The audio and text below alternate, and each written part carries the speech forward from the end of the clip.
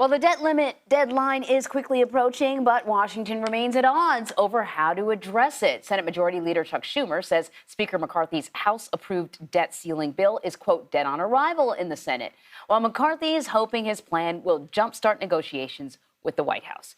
So CBS News congressional correspondent Nicole Killian is on Capitol Hill to bring us up to speed. Maybe speed is like not the right word for something like this because it hasn't been speedy at all. Why has the speaker adopted this particular strategy for tackling the debt ceiling even after the president said he's not going to negotiate on this?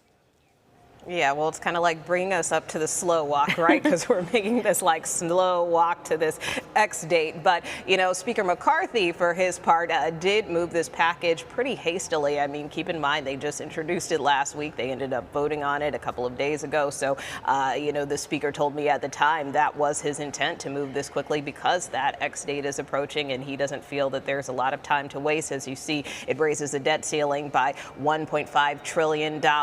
It also implement $4.5 trillion in spending cuts. And so he thinks that this is really the best plan to put forward. He really wouldn't have been able to get the support of his conference if he did just a straight up or down vote on a clean debt ceiling increase. You know, many of his members have been calling for these types of spending reforms. So that's why you saw him put it in this broad package, which took a little wrangling to get everybody on board. But ultimately, as we saw this week, cleared the House. Yeah, that's interesting. A senior advisor to President Biden, Gene Sperling, said on Red and Blue yesterday that McCarthy's plan puts him in a better position to, quote, ask for serious budget discussions with the president, but not to negotiate with him on the debt ceiling.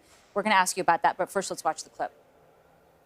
Saying that you want to negotiate on raising the debt is a sanitized way of saying that you want to tell the entire country that if you do not get your budget, your policy goals, you will put the United States in default for the first time in our history and potentially cause a serious recession.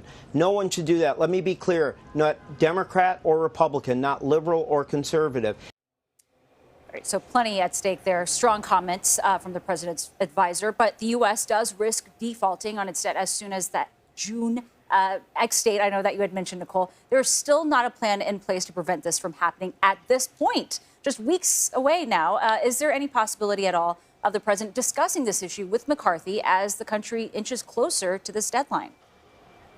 Well, that really was the impetus behind passing this bill, was to try to jumpstart negotiations with the president. The speaker hasn't met with the president since February of this year. In fact, he's been keeping a count by the day. He should probably have one of those countdown clocks on the bottom of the screen, you know, because he's been keeping a running tally. And so, you know, the White House, though, isn't showing much signs of budging. You know, in statement after statement, they continue to reject this proposal from the speaker. In fact, this morning, calling it extreme MAGA hostage taking. That's how they describe this proposal. So, you know, right now, it's really a question or a matter of which side is going to blink first. You know, Republicans believe that this is an opening salvo, at least a starting point. You may not agree with everything in the plan, but at least let's use it to bring us to the table.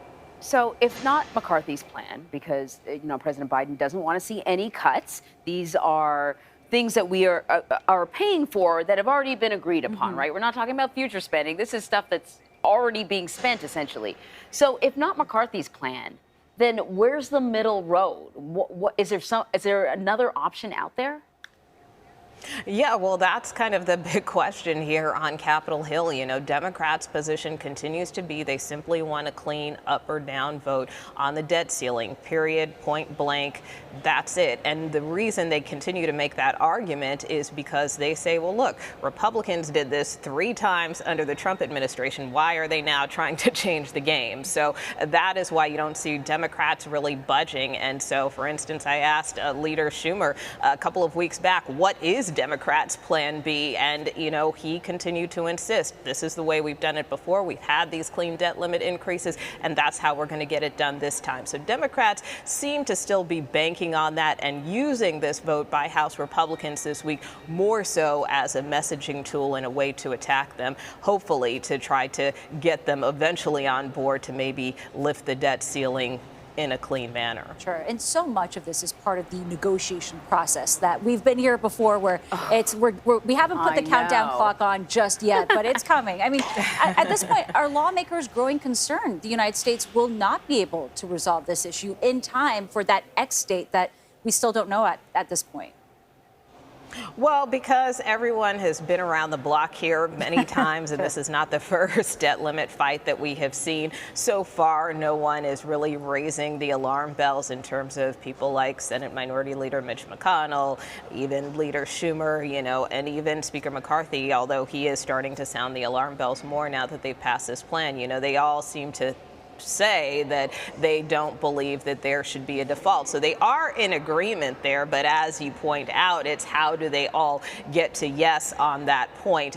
For their part, I would say that there are some lawmakers, some Democrats specifically, who are starting to say, hey, it may not be a bad idea if the president goes back to the table with McCarthy. And that is something that we're starting to hear more so than not. Obviously, Democrats remain in lockstep in believing that this Republican package is too draconian, but there are some rumblings that it's time for the president to sit down and come to the table.